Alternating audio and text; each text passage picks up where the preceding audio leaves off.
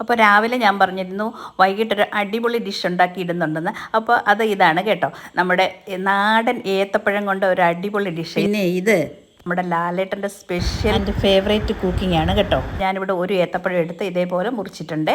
എന്നിട്ട് നമുക്ക് ഒരു പാൻ എടുത്തിട്ട് ചൂടാകുന്ന സമയത്തേക്ക് കുറച്ച് നെയ്യ് ഒഴിച്ചു കൊടുക്കുക. നെയ്യ് ഒന്ന് ഉരുകി വരുന്ന സമയത്ത് നമുക്ക് അരിഞ്ഞു വെച്ചിരിക്കുന്ന ഏത്തപ്പഴത്തിൻ്റെ പീസുകൾ അങ്ങോട്ട് ഇട്ട് കൊടുക്കാം. നന്നായിട്ടൊന്നൊരു സൈഡ് നമുക്കത് മൊരിച്ചെടുക്കണേ.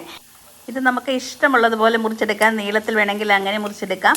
അപ്പോൾ ഇത് മൊരിഞ്ഞതിന് ശേഷം ഒന്ന് നന്നായിട്ട് ഒരു സൈഡ് മൊരിഞ്ഞതിന് ശേഷം നമുക്ക് അല്പം നാളികേരം ചിരകി വെച്ചേക്കണം.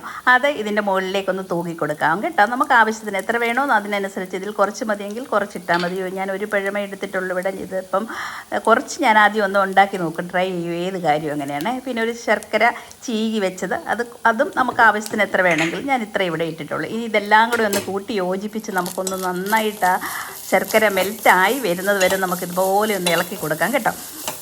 അപ്പോൾ എൻ്റെ മോൻ മുകിലാണ് പറഞ്ഞത്, 2 ദിവസമായിട്ട് പറയുന്നുണ്ട് അമ്മ ലാലേട്ടൻ ഫേവറേറ്റ് ബനാന ഡെസേർട്ട് ഉണ്ട്, അത് അമ്മയൊന്ന് ഉണ്ടാക്കി നോക്കണേ, ഉണ്ടാക്കി വീഡിയോ ഇടണേന്ന് പറഞ്ഞിരുന്നു. അതിന് പ്രകാരമാണ് ഞാനിത് പെട്ടെന്ന് ഉണ്ടാക്കിയത്. ഇനി എന്തായാലും ഞാൻ കുറച്ച് കൂടുതൽ ക്വാണ്ടിറ്റിയിൽ ഉണ്ടാക്കും എല്ലാവർക്കും കൊടുക്കാനായിട്ട്. അപ്പോൾ നമ്മളുടെ ബനാന ഡെസേർട്ട് ഇവിടെ റെഡി ആയിട്ടുണ്ട്. അത് നല്ല ചൂടോടെ നമുക്ക് മറ്റൊരു പാത്രത്തിലേക്ക് നമുക്ക് വിളമ്പി വയ്ക്കാം. നെയ്യിൽ മുരിഞ്ഞ നമ്മുടെ ഏത്തപ്പഴത്തിന് എന്തോ ഒരു മണമാണെന്നറിയാവോ. അപ്പോൾ ഇനി നമുക്ക് ഇതിൻ്റെ മുകളിൽ കുറച്ച് ഐസ്ക്രീം ഇട്ട് കൊടുക്കാം.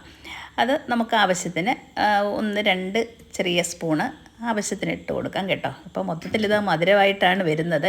എനിക്ക് ഒത്തിരി മധുരമൊന്നും ഇഷ്ടമല്ല, എന്നാലും നമ്മൾ കുട്ടികൾക്ക് വേണ്ടി ഉണ്ടാക്കുന്ന സമയത്ത് അവർക്കിത് ഭയങ്കരമായിട്ട് ഇഷ്ടപ്പെടും. ഇനി ഒരു അല്പം തേന് ഒരു ടോപ്പിങ്ങിന് വേണ്ടി നമ്മൾ ഇട്ട് കൊടുക്കുകയാണ്.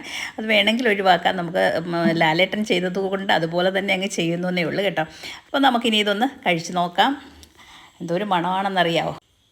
ശർക്കരയും തേനും ഒക്കെ കൂടി ആകുമ്പോഴത്തേക്ക് നല്ല മധുരമായിരിക്കും കേട്ടോ. മധുരം ഇഷ്ടമുള്ളവർക്ക് നന്നായിട്ട് ഇഷ്ടപ്പെടും, അതിൻ്റെ കൂടെ നല്ലൊരു മണവും. അപ്പോൾ നമുക്കിതൊന്ന് കഴിച്ച് നോക്കാം, എങ്ങനെയുണ്ടെന്ന് നോക്കാം.